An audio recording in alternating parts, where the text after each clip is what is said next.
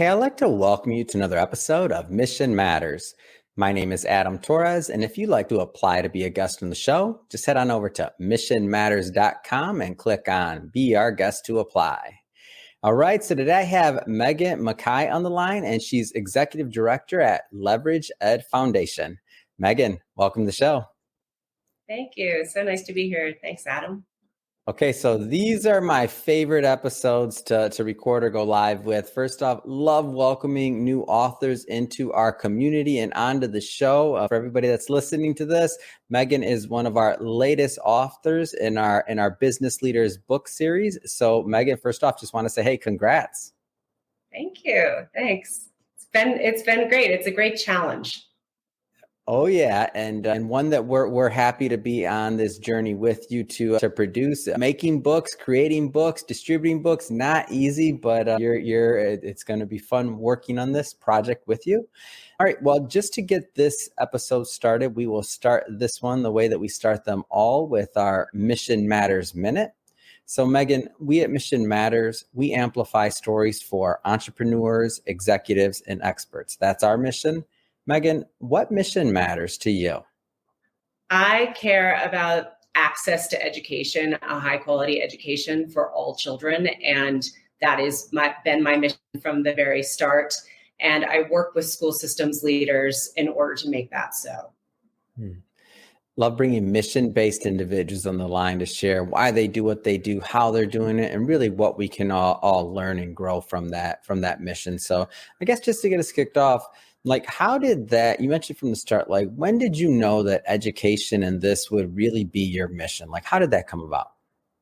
Well, I think it started right after I graduated from college, and I was working at a school that was an alternative for kids who had trouble in the public school system. And I was 21, I was very idealistic, and I thought, okay, well, that matters to me, to make sure that all kids have access to a good education. And unfortunately, that was not a good place for kids. I like to think about what the soundtrack of a school sounds like. And this school was a toxic cacophony, people yelling at each other. And it wasn't a good place for kids. And even though I was young and I didn't know much, I did know that this was a bad place for kids and that kids deserved much better than what they were getting. And so I went back to school and learned a little bit more, taught in some other schools, and really then that initial spark was because it was such a failure for kids who were in that school. And I was just determined to do something about it through teaching, and then subsequently through leading in schools and founding schools myself. So that's where it started. Tell us a little bit more about Leverage Ed Foundation and its mission.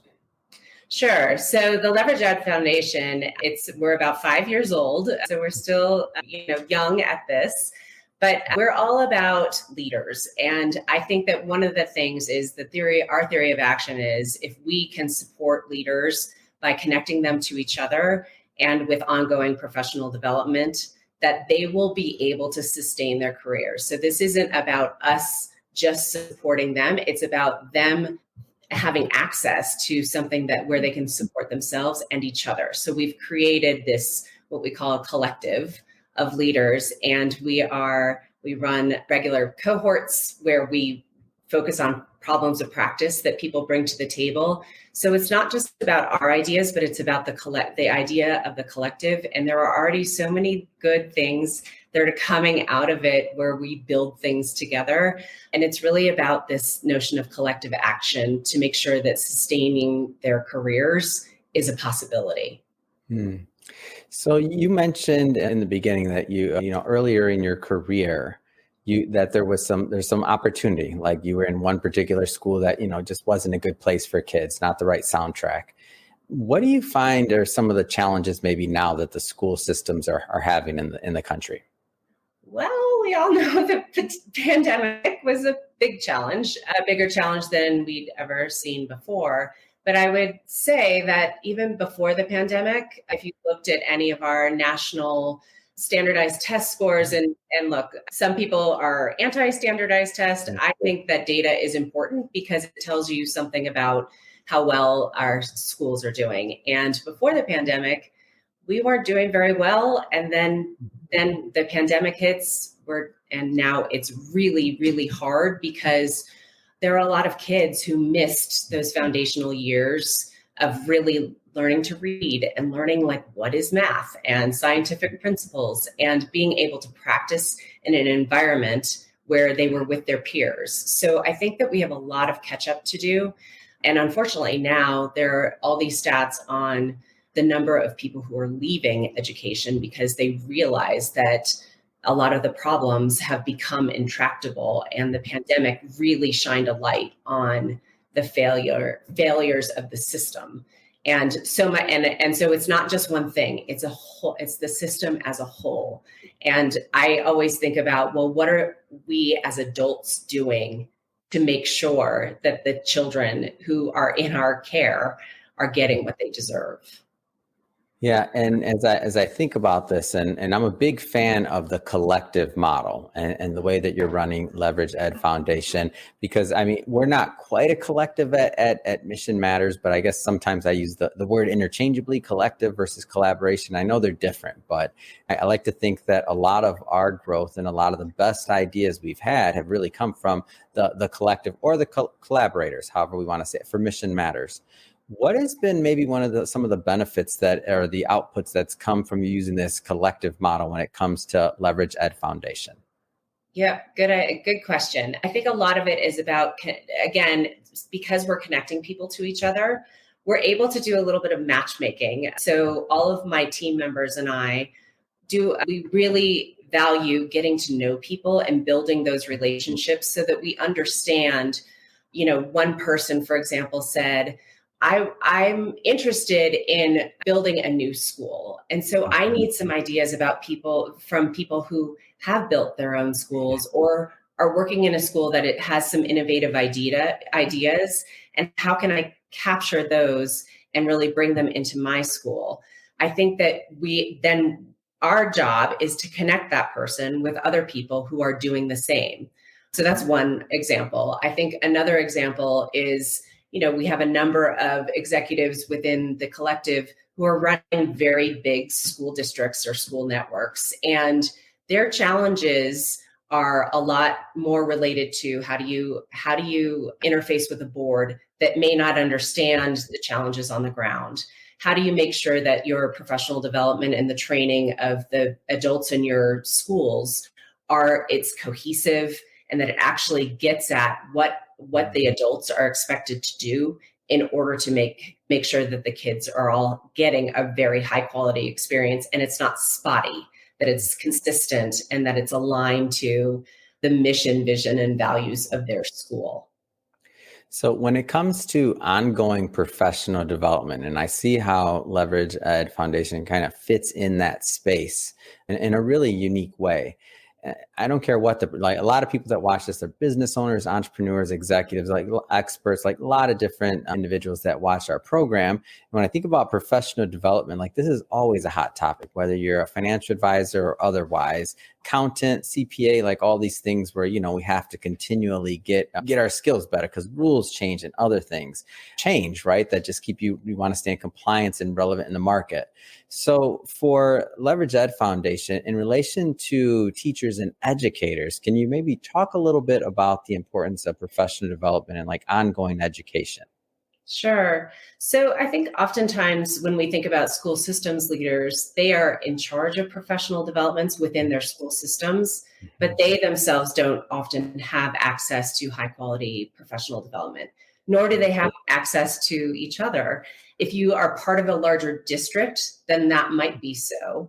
But I think it's harder if you feel like you're the only person who is actually trying to come up with, okay, well, what are we going to put in place first? And I think this notion of connecting people to each other. So I will say that the Leverage Ed Foundation we started before the pandemic, but during the pandemic, people were calling us and saying, what is everybody else doing? And so much of that was then we started bringing people together and they said, can we do that again? Because they wanted to know, like, well, but how are the teachers reacting to, some of them are in person and some of them are online. And so I think that when we think about ongoing professional development, we think about it as like the dial tone of all of the things that you regularly think about in terms of, whether or not your organization is meeting its mission and whether they're doing that within their values, and really thinking about there are some things that are out there, but are they good for your organization? Because if they're not aligned to what your mission, vision, values are, then it's really hard to plug that in because the language is different. It feels like it's foreign. And so really we help people think about how could you take this and then how do you adapt it so that it actually fits into your school's culture, and so that, again, like people are getting high quality ongoing development, but it's in the way of your schools, not just because it's our idea. Yeah, it's a great concept. It's a great model. And I'd be curious to hear what some of the feedback you received kind of as individuals and educators have kind of gone through the program and been part of the community. I think some of the reason that we are able to do what we do is because we approach this with a lot of humility. So many members of my team, 5 of the 6 of us have been teachers and principals and superintendents. And it is really important that is so, because we have walked in the shoes of other people. And we know that it's really hard. We know that having this, like very deep found determination for making sure that kids get what they deserve means that you have to be good enough. And when it's not going well, you're looking at yourself and thinking, well, what am I doing to cause this dysfunction? And how do I unwind that to make sure that it's okay? So I think we are trusted individuals because we come with some credibility in having done the work, but also because we really take the time to get to know people, and the relationships are really important. We wouldn't ever do something with somebody if we didn't get to know them first. It's important to us. And I know, Megan, that one of the big focuses are really under-resourced communities and systems and just and areas. Why that focus? And maybe talk a little bit about the potential for like a multiplying effect for that focus. Yeah. So my whole career has been in historically under-resourced communities, as has my team members. So again, it goes back to we weren't working in really affluent suburbs of schools. We were working in urban areas where there was a lot of need, and not just need for great academics, but a lot of other needs. And so it's like, how do you meet the need? And I think that the focus on under-resourced is because we know that we often make excuses for why we can't get better results. And I actually don't accept the excuses. I think that if we really want to make a dent in this, we have to figure out how do you put together the systems to ensure that all kids get what they deserve. And I think it starts with the adults. It starts with the adults being really thinking about how are they continually honing their practice, and are leaders going into classrooms and coaching up teachers? Are they doing it so that they're finding the results? They're looking at student work. They're looking at the data. And there are lots of data points to put together to say, this is working well. Let's go watch that teacher because she's getting the results, or he's getting the results in their room. And so let's go watch what they're doing, and then making our thinking visibles about this is why it's good. And so can we take that and that little nugget and make sure that we can say, okay, this is the way, this is the approach, and then spread those ideas further. So that's another one of our values as an organization, is really amplifying ideas that are working in education. And so much of that is about how do you make sure that kids and communities that have been historically under-resourced, how do you make sure that they get every privilege that is offered across the country. One of the reasons why I'm just such a big fan of your mission and what you're doing is because, I mean, at the end of all of this, all the work, everything else we're doing, like these are the kids, like the kids benefit. This is our future. Like this is who matter, right? Long term. And this is who we want to give an opportunity to. So really, with that focus on the kids, I mean, it seems to me like it's something that people would and should rally around. What are your plans as you continue to kind of spread the mission of Leverage Ed Foundation, and like what's next for you? Well, so over the summer, we did a pilot of creating this community, an online community. And so we did a pilot in July and in August, and we had anybody who was willing. It was really for us. It was for our education to figure out like, what are the things that are working well? What are the things they want more of? And then just recently in January, we launched this online community. And we offer ongoing development. By the way, everything that we do is pro bono. So we never charge a cent to anybody who comes to us. And that is because we believe that leaders deserve access to really high quality professional development and to connection with each other. And that shouldn't cost you anything. We really think that the what we call the cost is through service. So when we have collective members, they give back in some way. So, oh, you're an expert in building your own brand. Great. Why don't you do a meetup with people and tell them about how you do that? Okay, there's somebody else who really thinks about like early childhood education and the importance of early childhood education. Here are 3 things that you can do and really teaching others. There are other people who say like, I want people to come visit my school. And so I'll organize tours with schools that are within the same region. So there are many different ways in which people can participate. And I'll say that we do things by invitation because we want to make sure that we have a really engaged community. It's not about numbers. It's about the people who are in the collective who really want to both get better themselves and back to the people who are part of the collective, because everybody who is there for kids, is there for making sure that their schools get continually better and that they're able to innovate on some things because they have all these brilliant people around them who are willing to teach them. So I want to take a moment or two here. So we're not going to spend that much time on this part of it. And just to let everybody know, we'll be bringing Megan back onto the show after the book that we're writing together is live and out there and we're promoting it. But just high level, Megan, I know we're still in editing. I know we're still finalizing content, so not holding you to this. But what are some of the things you hope to, or the messages you hope to get across in the upcoming book? Sure. So I have a mantra that I live by, and it's, do something hard, surround yourself with good people who push you to do your best work and make it matter. And so the chapter of the book is called Make It Matter. And it really is all about tackling the biggest education challenges of our times. It's about change and leadership, knowing who you are as a leader so that you can be your best self for your teammates, and then really thinking about teamwork and who are the people on your team. How are they operating? How do they interact with each other?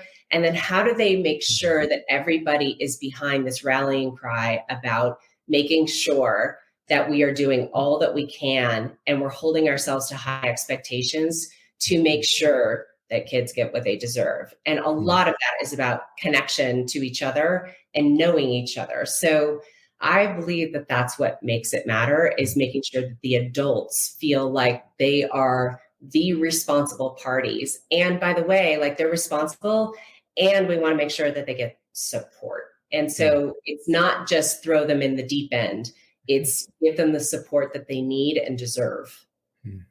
All right, I'm going to cut you off there. That's just a teaser. You can't give all the content out. I'm a publisher. I got to sell books, right? When we bring you back on the show, though, seriously, we'll do a deep dive, and the book will be available. There'll be a link in there. People can pick up a copy, of course. So that being said, Megan, really, it has been a pleasure having you on the show. I'm a big advocate of what you're doing, how you're doing it, the collective model, and really the kids benefit at the end of the day from what you're doing, and many of them in underserved communities. But that being said, just have to ask, what's next? I think you maybe have a conference coming up you're attending and some other things. Oh yeah, sure. So some teammates of mine and I and a number of members of the collective will be at ASU GSV, and we always like to try and get someone from the team on all of the bigger education conferences. I particularly like this one because it's a lot of innovators who are there. And so we often will pick up on some good ideas. And, again, it's about connecting with others who are doing really great things in education. So we're excited to go. Speaking of connecting with others, Megan, if somebody's watching this or listening to this and they want to connect and follow the journey of Leverage Ed Foundation, what's the best way for them to do that? Sure. We have a website. It's called leverageedfoundation.org, and you can find out more information there. We're also on LinkedIn and are pretty active on that, and often we'll offer up some live events that are not within the collective, but it's more like get a sense of who we are and what kinds of things that we offer in terms of professional development. Perfect. And we'll put, of course, the link in the show notes and all that good stuff so that our audience can just click on the links and head right on over and check out the site. Speaking of the audience, if this is your first time with Mission Matters or engaging in an episode or listening to something on the platform, we're all about bringing on business owners, entrepreneurs, executives, and experts, and we have them share their mission, the reason behind their mission, really what gets them fired up to go out into the marketplace and into the world and to make a difference. If that's the type of content that sounds fun or exciting or interesting to you, we welcome you. Hit that subscribe button because we have many more mission-based individuals coming up on the line, and we don't want you to miss a thing. And Megan, really, it has been a pleasure. Looking forward to the next time we get to work with each other when the book is live. So thanks again for coming on. Thank you so much, Adam.